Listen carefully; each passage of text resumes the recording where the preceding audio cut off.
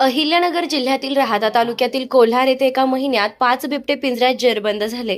परंतु 5वा बिबट्या मात्र आपल्या 2 सहकाऱ्यांच्या मदतीने पिंजऱ्याच्या तळभागातील प्लायवूड तोडून वन विभागाच्या अधिकाऱ्यांच्या हातावर तुरी देऊन पसार झालाय. याच भागात अजून 3 बिबट्यांचा मुक्त संचार असल्याने शेतकरी वर्ग आजही दहशतीखाली आहे. आजपर्यंत सहकाऱ्यांच्या मदतीने जेल तोडून गुन्हेगार पळाल्याचं सर्वज्ञात आहे. परंतु पिंजऱ्यात अडकलेला बिबट्या पिंजरा तोडून पसार झाल्याची घटना वाढत आहेत. यावरून वन विभागाचे पिंजरे तकलादू असल्याचं सिद्ध होत आहे. कोल्हार येथे बिबट्या पिंजऱ्यात अडकल्याची बातमी वाऱ्यासारखी पसरली. परंतु पहाटच्या वेळी बिबट्याच्या 2 साथीदारांनी लोखंडी पिंजऱ्याच्या तळभागातील लाकडी भाग तोडून आपल्या साथीदाराची सुटका केली. आपल्या साथीदारासह बिबट्यानं वन विभागाच्या हातावर तुरी देऊन पळून गेल्याची घटना घडली असल्याचं स्थानिकांकडून सांगण्यात आलंय.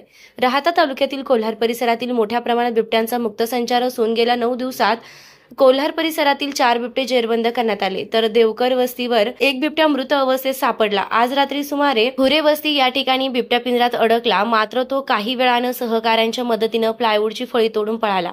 सकाळी पिंजऱ्यात अडकलेला बिबट्या गायब झाल्याचं दिसलं.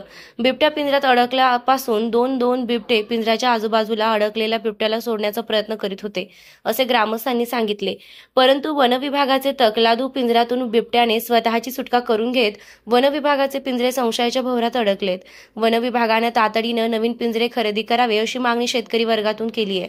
4 बिबटे जेरबंद करून एक बिबट्या मृत अवस्थेत सापडला असल्यानं अन्य 3 बिबट्यांचा अद्यापही मुक्त संचार असल्याने शेतकरी वर्ग अद्यापही दहशतीखाली आहे. SRB न्यूजसाठी संतोष बोरुडे, कोल्हार, भगवतीपूर. ताज्या बातम्यांसाठी आणि नवनवीन अपडेट्ससाठी SRB न्यूजला सबस्क्राईब करा आणि बेल आयकॉनला प्रेस करा.